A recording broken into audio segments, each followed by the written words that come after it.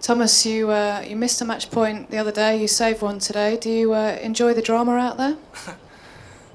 Yeah, on one point, yes. I mean, definitely. I mean, that's the best about the tennis, that it's not over until the last ball is bounced twice or whatever, it's in the net or so. Yeah, I think that's really nice about the sports. That's what I like. But the other way is, yeah, I mean, I was a bit unlucky on Monday. I got luckier here, so 1-1, and still there is a good chance to play one in Friday and to have a good chance to qualify. So and go through. So we will see.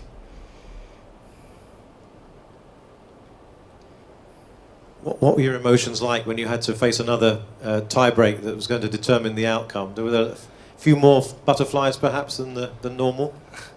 No, actually, before the tiebreak I was feeling pretty good. I would say pretty confident. Last few games that I was serving was kind of quick, easy. I was serving well, feeling well on serve. So I was coming up really confident for the tiebreak. I mean, did not think about what was happening the last time. But yeah, as long the tiebreak went, it was really close. Then I mean, I was a good position again, serving up, and then facing match point down. So that's what I said. That's nice about it. And one day it's like that, the other is opposite. So yeah, good to have it like this.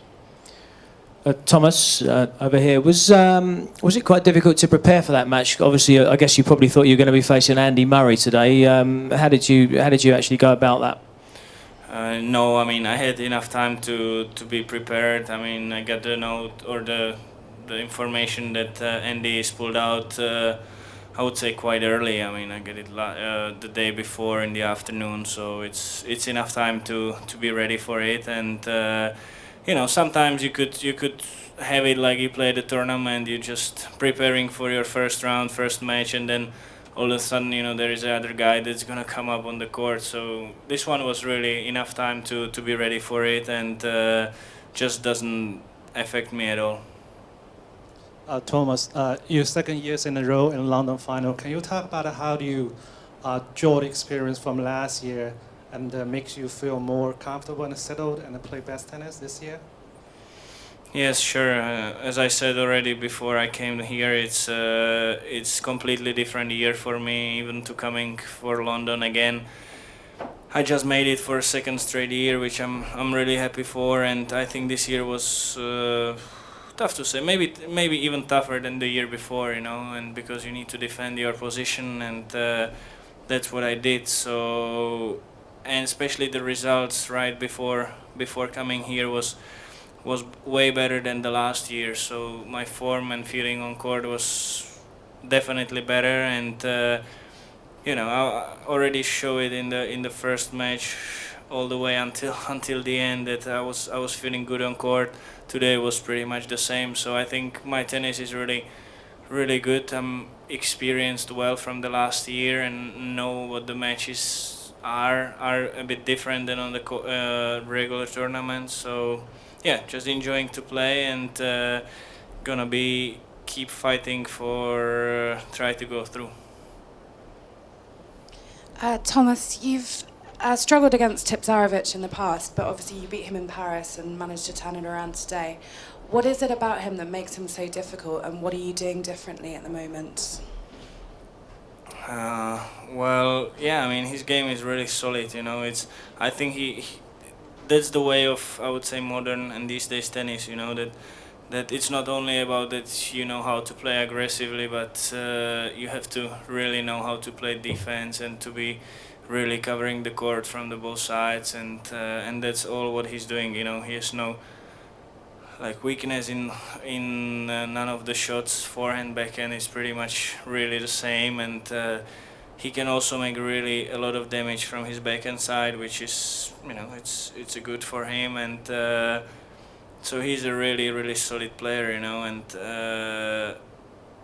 for me, what I changed, I mean, it's tough to say. Both of the matches were really close. Even that I won 2 sets in Paris, the match was, I was 5-1 down, then I turned it up. So I think all the matches with him is gonna be really close, and I'm gonna be really needs to fight to win. But that's how it is. I mean, he's a 9th player in the world, so it deserves to be like that. Do you think you are underestimated as a player? Tough to say. I don't know who's gonna be judging that or saying I mean, that. do you think you get perhaps an unfair crack of the whip because so much is written about the top 4 that perhaps people don't appreciate the quality of the players who are between 5 and 8 and 9? Oh, yeah, I mean that's probably, that's the one side of these days tennis. I mean, if you look at the top 10 and you have those 3 guys that they are challenging for like the history records, and one guy is making it for 4 years, the other one next 2 years, then Novak came with his records winning streak. This is really tough. I mean, the years before it never happened like that. There was maybe one guy that did it, and then when the generation changed, it was another one. So then all the others were more seen, more on the table. But now this one is really tough. But I think it's more a question for you guys. Not. I mean, I cannot change pretty much nothing. I'm just doing what I can on court and trying to play best I can, and winning as much as it's possible, and we see.